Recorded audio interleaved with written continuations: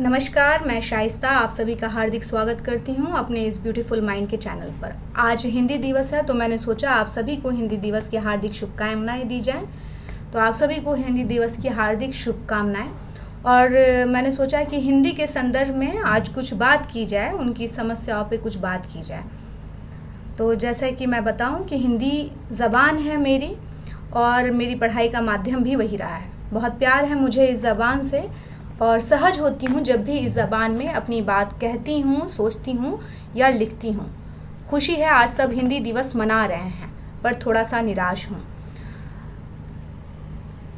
हम जिस उत्साह से इस दिवस को मना रहे हैं वह उत्साह निराशा में बदल जाती है जब आप अकादमिक से लेकर नौकरी पाने तक की कोशिश में खुद को सिर्फ इस वजह से पिछड़ा पाते हैं क्योंकि आपका माध्यम हिंदी है। तब आप अवगत हो पाते हैं कि इस भाषा से प्रेम करने वालों के साथ क्या होता है। साइंस की पढ़ाई इस माध्यम में करना कठिन है। स्नातक की पढ़ाई में भी आपके समकक्ष के वह विद्यार्थी आपसे ज़्यादा अंक पाते हैं जो अंग्रेज़ी माध्यम से आते हैं। आप लॉ से लेकर कोई भी उच्च स्तर की पढ़ाई के लिए हिंदी को यदि माध्यम बनाते हैं तो आप मुँह की खाते हैं। उत्तर भारतीयों की बहुसंख्यकों की भाषा होने के बावजूद जब आप माध्यम के तौर पर हिंदी के साथ यूपीएससी की परीक्षा देने के सपने देख रहे होते हैं तो आप सचेत हो जाएं, क्योंकि 700 और 800 की भर्ती में से मात्र 40 से 50 विद्यार्थी ही हिंदी माध्यम से चयनित मिलेंगे और वह भी स्थान पाते हैं 250 के बाद लगभग। यानी तय है, ना आप कलेक्टर बन सकते हैं, ना पुलिस अधीक्षक, ना ही राजस्व अधिकारी।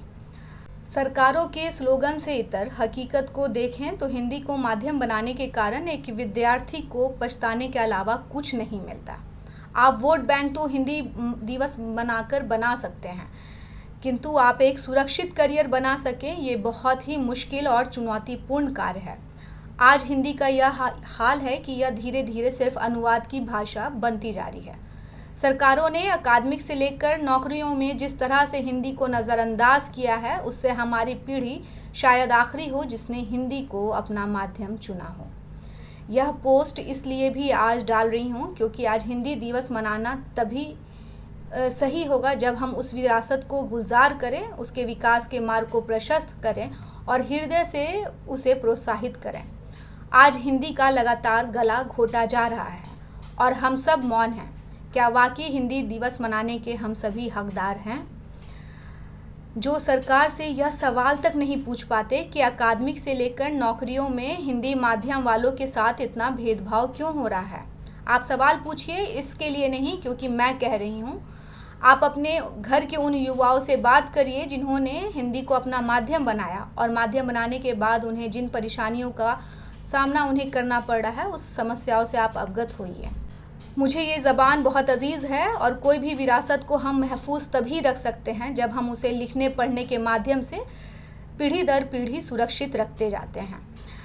और आप सभी जानते हैं कि इतिहास गवाह है, कोई भी भाषा अगर उसे पढ़ने और लिखने के माध्यम से सुरक्षित नहीं रखा जाता तो उसका विकास जो है अवरुद्ध हो जाता है।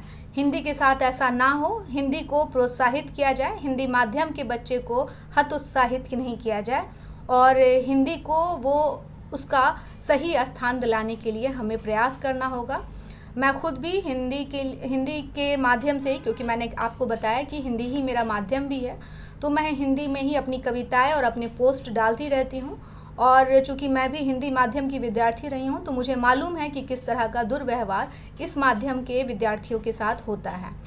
तो ऐसा ना हो कि हमारी पीढ़ी आखिरी रह जाए इस माध्यम को, इस भाषा को अपना माध्यम बनाने वाली। तो इसके हक के लिए आवाज़ उठाइए। हिंदी दिवस मनाने का औचित्य तभी है जब हम हिंदी के भविष्य को सुरक्षित रख सकें। धन्यवाद, मुझे दीजिए इजाज़त। और आपको ये वीडियो सही लगता है तो इसे लाइक कीजिए और अधिक से अधिक शेयर कीजिए ताकि यह बात, जो ये समस्या है हिंदी के साथ, उसे हम ऊपर के स्तर तक पहुंचा सकें। आप सभी को हिंदी दिवस की हार्दिक शुभकामनाएं। एक खूबसूरत ज़बान है हमारी और एक सहज ज़बान है। हम चाहते हैं कि इसे सुरक्षित रखा जाए। धन्यवाद।